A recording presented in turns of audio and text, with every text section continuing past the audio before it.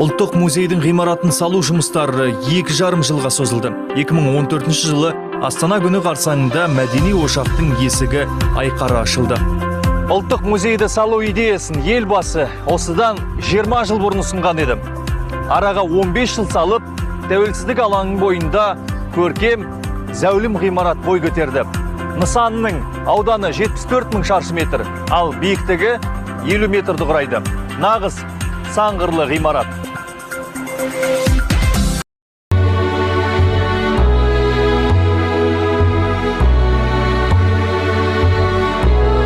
Бұл орталық Азиядағы еш баламасы жоқ. Бірегей жоба Қазақстан Республикасының ұлттық мұражайы. Ғимараттың жалпы аумағы 74 мың шаршы метр.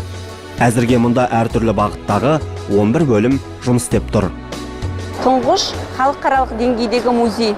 Сіздердің алдарыңызда медиа экран, бейне қатарлар, голограмма, Cycle Vision, иілген экран. Міне осындай жаңа технологиялар арқылы біздің қонақтарымыз, Астана тұрғындары, студенттер, оқушылар көп мағлұматтарды ала алады.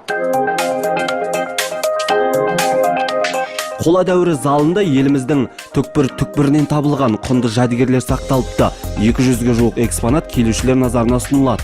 Мұражай халықаралық стандарттарға сай жабдықтармен жарақталған. Алдарыңыздағы витринада қола дәуірі жаңа көрсетілген. Бұл жерде қола дәуірі әйелінің бастапқы реконструкциясы.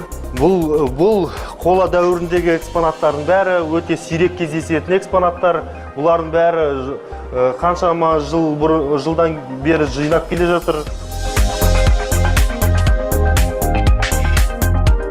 Ал заманауи өнер залы суретшілер мен мүсіншілердің жұмыстарын қоюға арналыпты. Мұндағы екі залға бір мезетте 300-ге жуық картина орналастыруға болады. Бұл жақында ғана елордамызда бой көтерген ұлттық мұражайдың этнография залы. Зал күрделі таныстырылымдық міндеттерді іске асыруға және қолөнердің ұлы жетістіктерін көрсетуге мүмкіндік беретін заманауи аудио таспамен жабдықталған. Этнография залында көріп отырғандарыңыздай қабырға мен төбеге үлкен LED экран орналастырылған. Олар тоқтаусыз мезгіл ауысымын көрсетеді. Сондай-ақ залда диаграмма мен 4 ақпараттық тақтайша жұмыс істеп тұр.